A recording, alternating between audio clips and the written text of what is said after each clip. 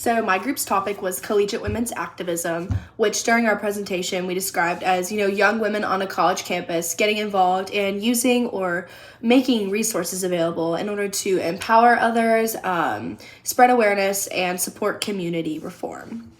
I would say our topic was pretty broad, which we had a lot to choose from, and during our presentation. We chose to be geared more towards utilizing a women's center, seeing what the women's center offers and how it can promote activism. Today I want to be talking about more of the movements that happen under collegiate women's activism. I think of it as such an umbrella term, as I was saying, it's so broad.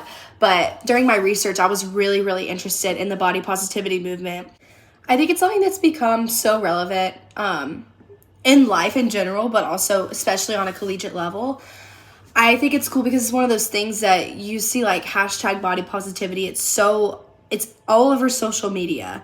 And then you could see it not only there, but in real life. I think that talking about your body as a kid, it was kind of looked down upon. There's obviously societal expectations for women and the way their body should look, but this movement is completely focused on the acceptance of all bodies, regardless of size, skin tone, shape, physical abilities.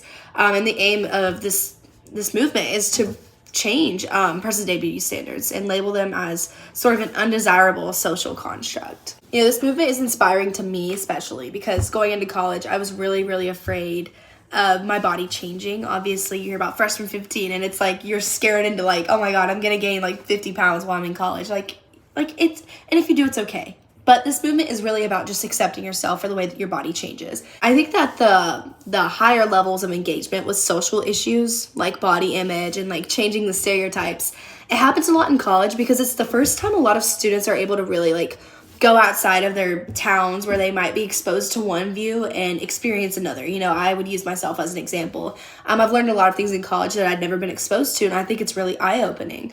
Coming to a campus, seeing people tabling outside about I remember there was the body positive cardio workout class they had back in September, and I saw flyers for it all over the bathroom, and I thought, that's awesome. There are so many organizations that hold the same values as the body positivity movement, but they promote the cause in different ways. One of them being the Body Positive. This is a really awesome organization that I found, and it works with both students and faculty at colleges through these little workshops, and they want to teach them to be facilitators, which they define as role models for body confidence that teach others to resist the pressures that they feel for their bodies to be conforming, which I think is awesome. And they've also reached out a lot with women's centers, as well as sports departments, residential settings, and affinity groups. And this just kind of shows that the body positivity movement is almost like a set of values that others can follow on a college level. Penn State is a huge supporter of this movement, and they hold this event called National Love Your Body Week.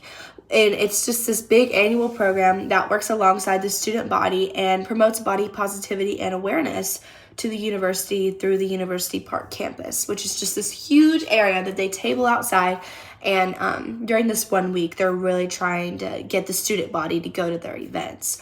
And during these events, they hold luncheons, conventions, conferences where they've had speakers come who have struggled with eating disorders, who might have thyroid issues, meaning that they rapidly gain weight and they can't lose weight. Really just all these people that can inspire the student body to be more accepting of themselves, which they also have a body positive cardio workout class to promote their cause. Cornell is a school that has a group called the Body Positive Cornell, which is a group that's peer-led, right? So there's no people in charge. It's a very open forum. And they divide up into these groups for 6 weeks where they discuss personal and sensitive topics that involve body image and wellness. And they say that openness and dialogue are inspired and encouraged without judgment or stigmatization. These smaller groups also use the Be Body Positive curriculum, which is a research-based program grounded in the health at every size philosophy. I think it's awesome that through these different resources and organizations, students are able to learn how to become activists and find their safe space on campus. Looking at the statistics, it's very eye-opening. It's really sad to me, honestly. It shows that up to 90% of college women and up to 80% of college men, which I haven't talked about college men, but that's still a very good number, they report unhappiness with their body image at a collegiate level. And it's for reasons like this that students like Serena Nangia, who goes to American University, she made a club called Rebel that serves as a movement for body positivity, right? But she encountered the problem of having a faculty member sponsor her, which really shows how badly this campus needed this. Now the activist group is like thriving once they found their sponsors. Awesome.